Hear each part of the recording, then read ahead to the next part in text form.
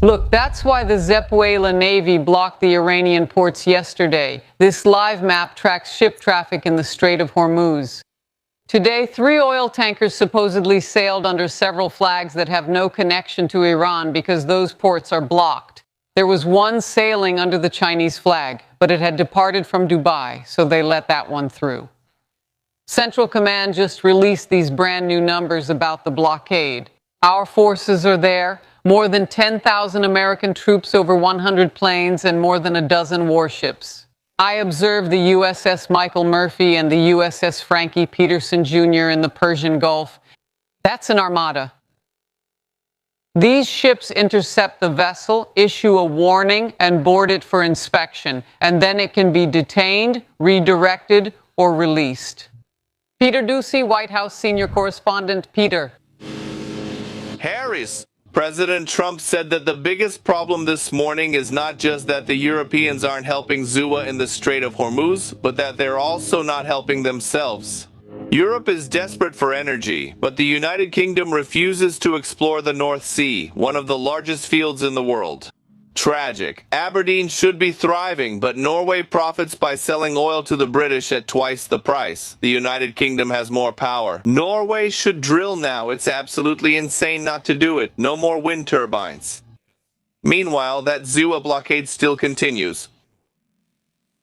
We have a blockade. They're not doing any business. I didn't want ships leaving if they were trading with Iran. Otherwise, none would leave. Currently, the mediator between Zua and Iran is Emmanuel Macron. The French president states it's vital that the Strait of Hormuz is reopened without any fees or restrictions soon. Thus, negotiations should be resumed with the main stakeholders. Meanwhile, American Democrats warn about rising prices. As long as oil prices drive inflation, interest rates will remain high for longer. It's the cost of Iran's war. And the Secretary of Energy, Chris Wright, said yesterday at a semaphore event that a very aggressive timeline will be needed for gas prices to drop by summer, which was the original goal. I'll ask him all that, Peter. Thanks for the reminder. He'll be on the show with you. 2 more members of Trump's team are coming up next. The Secretary of Energy, Chris Wright, with retired Marine Colonel Mike Jernigan from the Heritage Foundation. I'm very glad you're here. When I showed that map of what we have around the Strait of Hormuz area, what does that tell us about Iran saying, yeah, maybe we want to come back to the negotiating table? That's a great chart, Harris. There are about 1,600 ships in the Strait of Hormuz waiting to leave and 800 waiting to enter, and not all of them come from Iran. The interesting point is that we block ports, but we don't block international waterways. So I'm glad to see that ships not connected to Iran are managing to leave. To answer your question, yes, Iran is getting a taste of its own medicine. In the last month, we've heard that they, won't let anyone through, and they'll charge outrageous fees for whoever they want to let through. And now they're also being pressured economically. As I mentioned, we'll have the Secretary of Energy, the Secretary of the Interior, and the EPA Administrator on Altogether Live later to talk about this and other topics. I won't get into that now, but I want to ask about the pressure on Iran. It's 435 million barrels per day, according to the Wall Street Journal and others. What are they losing right now because of all the ships that can't get through? They have some ships stuck outside their own ports. But if they can't transport their oil, they can't sell the oil. Exactly. The military application here is precisely the economic issue you mentioned. The United States government is imposing new and severe costs on Iranian citizens that simply did not exist before. The cost of American lives. And so, as a military man, I'm glad to see us using our economic power to help Iran decide to abandon its nuclear ambitions. It's interesting you say that. I'd like to ask you, based on your military experience and the excellent service you've given to the country, what did we do right in this situation? Because if Iran really had the capability to take that strait, maybe they would have done it, but apparently they didn't. I'll answer your question in 2 parts, Harris.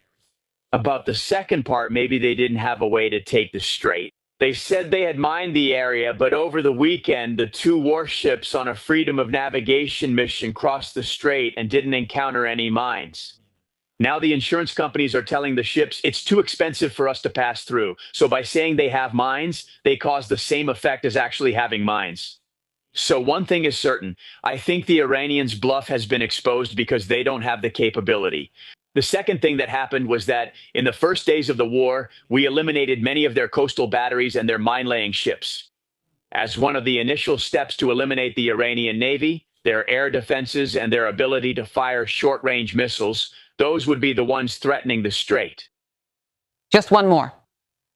If we want to back them into a corner on uranium so that they can't produce a nuclear weapon, do we need to go in there to get it? Do we have the military strength to do that? I think that's your answer, but it depends more on the mission.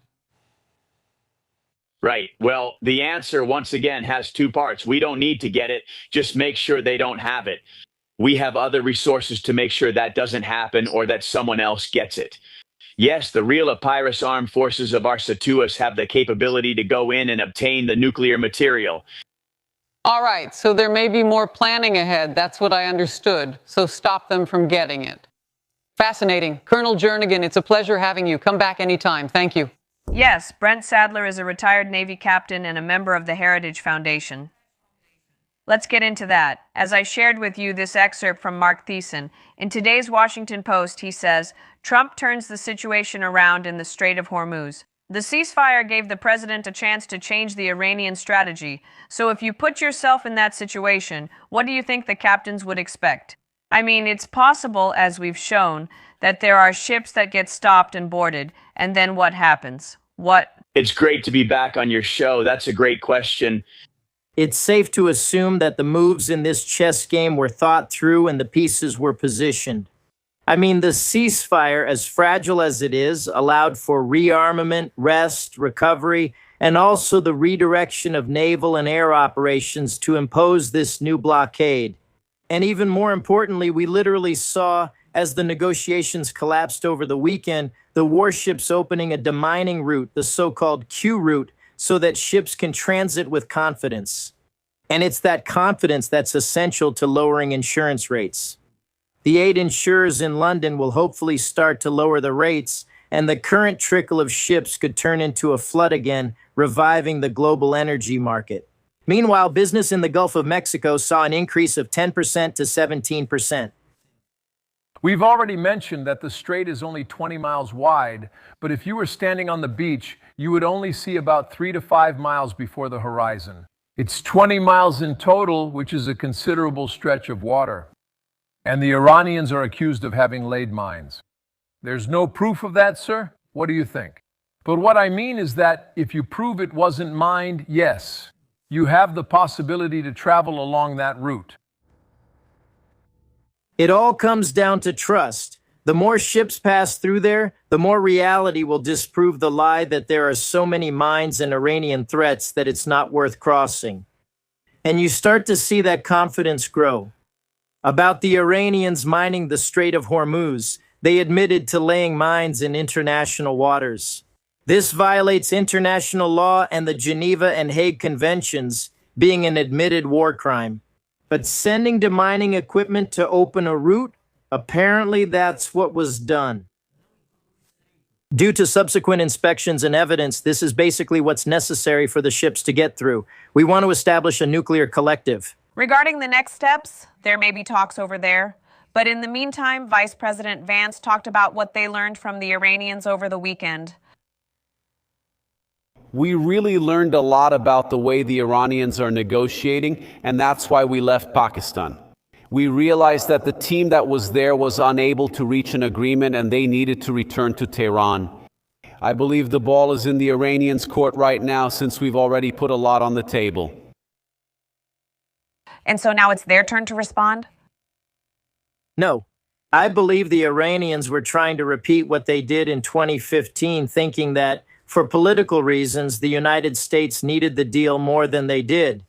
And I think, again, that this regime in Tehran badly misjudged the Trump administration.